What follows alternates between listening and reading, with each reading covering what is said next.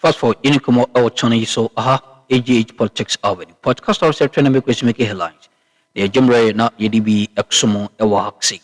And Idim Nia Raximu, the stock say, and AD Kanya. Stress with you subscribe to the channel. His notification bell so share na afofra accounts answer into me. And Idima, Unia Yanko a highways in Ejadema enya asem koto akra na ningina enxe ene eje ko eje bow ene da eye MPP bitimi decide nipa property a obetimi edi eye amanyuku anim MPP anim na okuta baton no se osahene edi ama eye party no na ensema hodo bi ekoso a onia agemra edi bi exum wo yenya ne tie se allegedly ballot boxes be ache afa baby a onia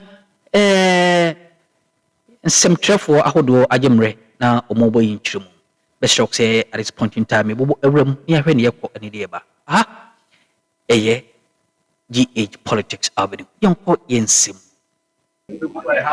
Well, so Alfred, thank you. I've been to 3 constituencies. I've been to Kwadaso, Bantama, and now I'm in the Inshaesto constituency. Over here, we're talking about an excess of 890 delegates who are supposed to go through the process and then, of course, cast their votes. But let me give you the general perspective or outlook as far as the Ashanti region is concerned. So we are looking at 37,188 delegates from 47 constituencies. But as we speak now, 562 of them are currently deceased. So by way of net figure, we are talking about 36,626 approximately. I mean, just to say, approximately the number of delegates we are expecting to vote in all 47 constituencies in the Ashanti region. So quite also where I was, we are talking about an excess of 1,000. Then if you come to Bantama constituency, we're talking about an excess of 800. And over here, we're talking about 896 approximately delegates who are supposed to go through the mill. Over here, closer number of them have gone through the process already. And we also been saying intermittent, frequenting of, some high profile personality as far as the opposition party is concerned. So for instance, not too long ago, I saw the member of parliament for this particular constituency, Stephen Amwa, also go through the process and then cast his votes. But after that, I had an engagement with him. Let's listen to Stephen Amwa before we talk about the chairman of the presidential election committee of the MPP. Stephen Amwa. Whatever I'm experiencing, you're also experiencing. You see the calmness, the peace here, the tranquility, the coexistence, the way they are all talking together. I'm not sure all of them are for one candidate, but we are behaving like one family now. And that's the essence of democracy. So I'm very happy about what I'm seeing here. I hope and pray that they say so far so good, but this will get to the end without any incident. I'm only experiencing what I want to experience, and I hope it will get to the end. And I hope it will actually repeat itself, or will go on the way it's going on over here, all the other centers. So at the end of it all, MPP will win. There will be peace. I hope there will not be any incident to mar the democracy and the beauty that we have been characterized with as a fraternity. I mean, the MPP is fraternity. We are a very peaceful party. We are peace-loving people. And moreover, it is an internal game.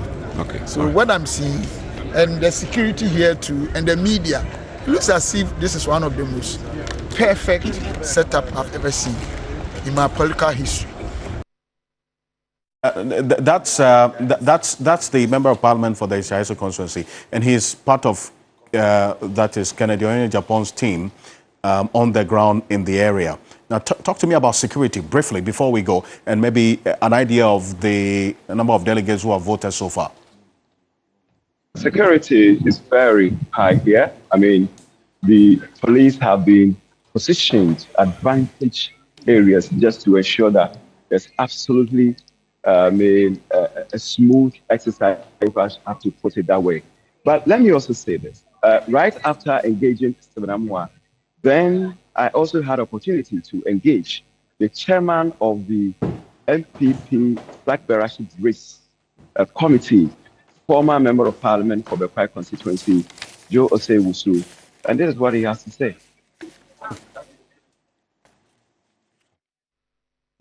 So far, you've visited some of the polling centers. What has been your own observation as the chairman of the election committee? What I'm seeing is a calm voting process. All the processes we agree should be followed I've seen being followed. I can see clearly all the contestants have their agents here and identified. The voters are assembled elsewhere. The security is sufficient, I think, and I know they have backup, so there's nothing to fear. With all that you've put in place for a very successful exercise, are you sure that at the end of the day it will be incident-free? Depends on what you and the people here, how you behave. But if everything goes as it is going now, I don't expect that any incident will happen. So yesterday's one of the contestants issued a statement in respect of security and then the movement of some of the ballot papers. Did you get that particular information and how did you act on it? I didn't have to do anything. As we announced, we have put all that in charge of the EC and the security. The EC responded that all that they put out was not factual, not true. We have a common platform with the police, and they show at every stage for each region, each district, as the election materials are received. They are shown. So I was surprised at the statement, but fortunately the EC responded, so we didn't need to say anything. Post-election unity and cohesion is something that I'm sure as chairman of the election committee you will be looking out for. How sure are you that after today's exercise there's going to be that unity that the rank and file of your party hopes to see? Unless anybody has any reason to say that something was amiss in the process, I don't think anybody has any justification in saying he has withdrawn or no. Of course, we can't predict the human nature, but be that as it is made, our duty is to make sure that if anybody wants to. Well, so let's hear from and William. I know you're on the ground on this one, so thank you so much. We're going to connect to you again from that constituency because there's a lot that is expected to also happen there, taking into consideration the people on the ground and what is going on. Thank you so much for connecting on that. The Northern Bureau Chief William Evans Nkrumah on the ground for us. Dr. Matthew Poku Prempeh has also just cast his vote in the Menchia constituency, and we're going to go straight to him. Let's take a listen to him after he casts his ballot. Take a look. It's just our orderly queue. People are voting. We all know ourselves. At the end of the day, we all know ourselves. I think it will be peaceful. I really am impressed about the police turnout, their numbers, the orderliness they are bringing. I'm sure nothing untoward will happen. By 2 o'clock, we'll come around and see. There will be orderly counting and declaration of the results. And then may the best person win. I do certainly know that the best person is my candidate. So what then be your message to the team party members around? Oh, I think it's become a ritual for MPP. We love elections more than anything sometimes, but we have to organize. So I would say that after this, there will be general peace and calm in the party. The party will prepare itself for the second round of internal elections, and it will go on. So we finish the internal elections and have the leadership of our party set, and then confront the government of the day of the misgovernance. Well, so that's Dr. Matthew Poku Prempeh there in the Menchia South now. And a number of you also sending us messages on this exercise we have done, a worthy one for that matter. Let me acknowledge the presence now of Kofi Bentel. He is Vice President of Imani Africa and a private legal practitioner. And I said earlier that he's got undiluted love for Dr. Mahmoud Bawumia and is not a member of the MPP. Correct. So. Correct. Don't mind The this. man says correct. He says very member. No, I mean, I keep telling you people, I have a right to go and take a card and bear it and put it on my forehead. I am not a member of MPP, and there are 2 people in NDC. If they run for president, I'll vote for them. You vote for them? Yes. I doubt that. I change my mind when, I have to change my mind. It's just that you people have not given me the reason yet. So far, President Mama is doing well, but you are not bringing him back. All right? And I hear you guys are going to tabulate the report. What kind of busybody is that? No. You must take interest in what your opponent Exactly. When you are a serious political structure, you must take interest in what your opponent does. If you stop 10 people on the street who have listened to this and you ask them which candidate does NDC prefer, Yes. you will get one name. Which name is that? It's Kennedy. I see. Because across the time, it looked like, Martin has even been saying it. But it's Martin and like NDC person. So I made a point. No, it's Martin and NDC person. Hey, please. You are just calling me an MPP person. Who doesn't know what Martin thinks about Baumia? Who doesn't? What has he not said about Baumia? Everything, including the things he shouldn't say. So leave that one. If you like, ask him now. So you see, I keep telling you that. When the fox tells you where to store your hen, do not do it. Because that fox is coming back to go for your hen. So please, people should get it. And for me, it's not like I like this one. I'm a very principled, supporter. Okay? I mean, it's not about whether a person will win or not. Trust me. Right. Okay? It's about what I believe is the best, and I'll say it, leave it where it is, and let things for where they may. So, you heard all the pollsters do all the things that they do, and I'm so happy to hear them. And you see, at Imani, we do some kind of polling. Right. Okay? But we always say that when you have people who specialize, leave it to them. Sure. Okay? And so we understand the language of pollsters. We understand when they are doing the job well. We understand those who are winging it and the, rabble rousers and people who talk by heart. Absolutely. And what the gentlemen here are saying tells every pollster that they've done the work. All right? But then it brings out the thing. Data is data. Information is different. Insight is different.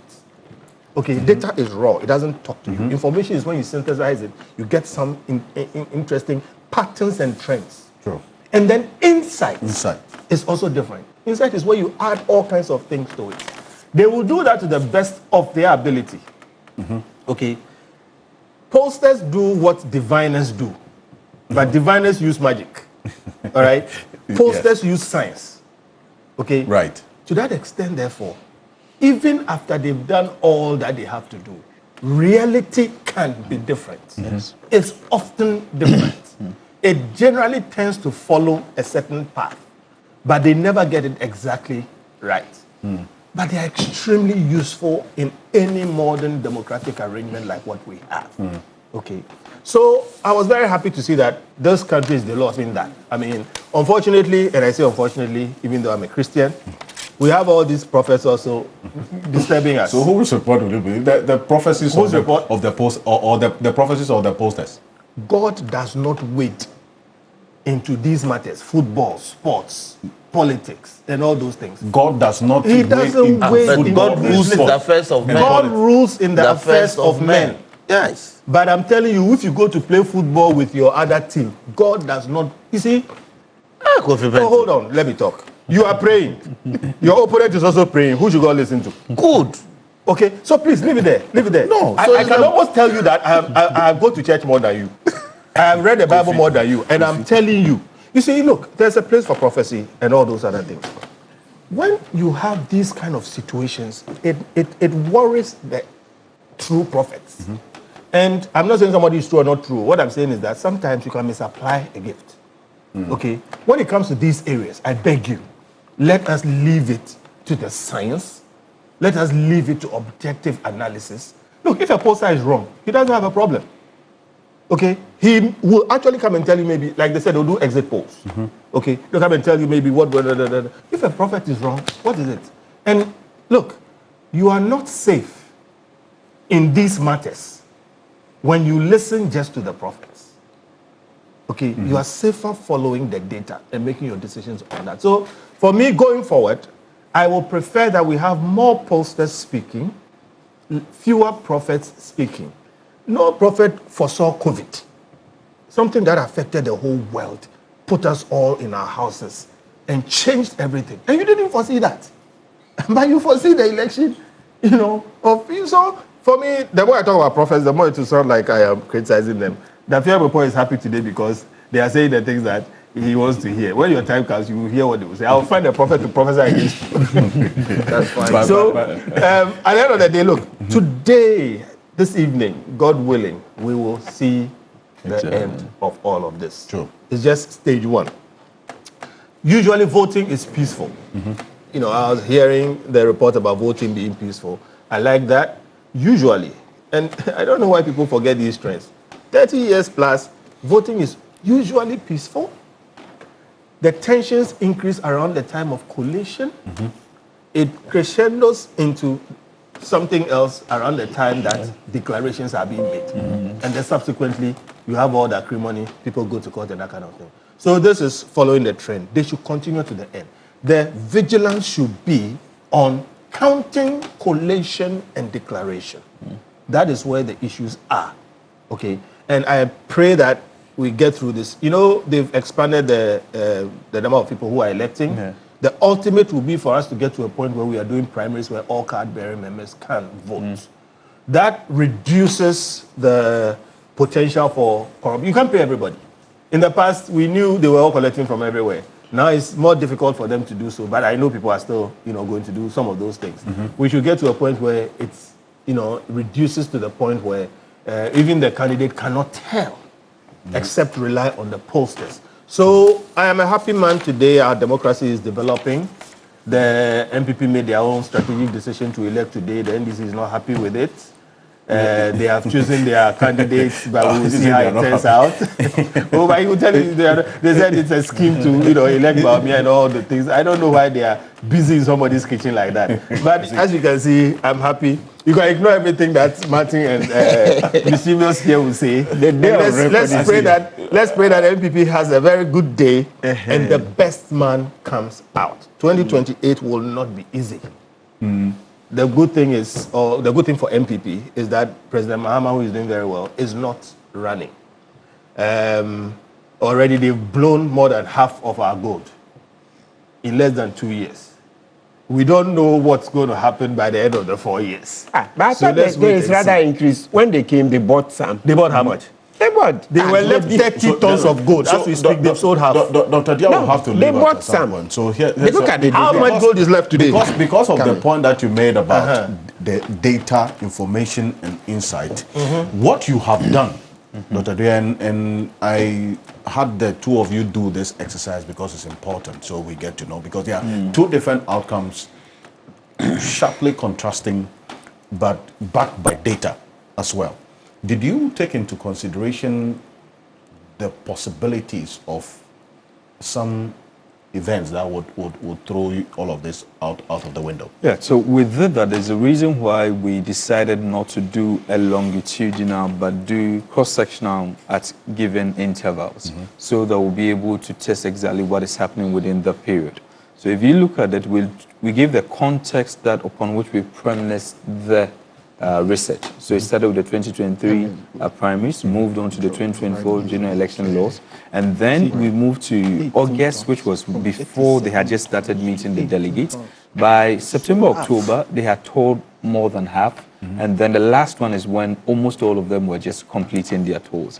So we actually followed and checked the impact of these tours and how it was affecting the elections. But we realized that the order didn't really change. From the very moment the voters decided that this is the person that most of them prefer, it ran through till the end.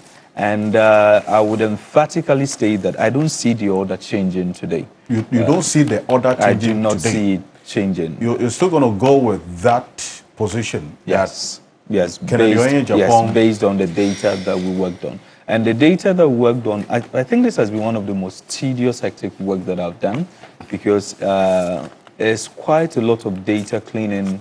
We even had to record 20% of the of the recordings, have people do quality assurance to ensure that what the people are inputting in our we and Samahoro team course or channel so mammy and I was so jemre or hard senator body in their dumi erumania. Only I besemble room na ya sign asoma kwansong so cra.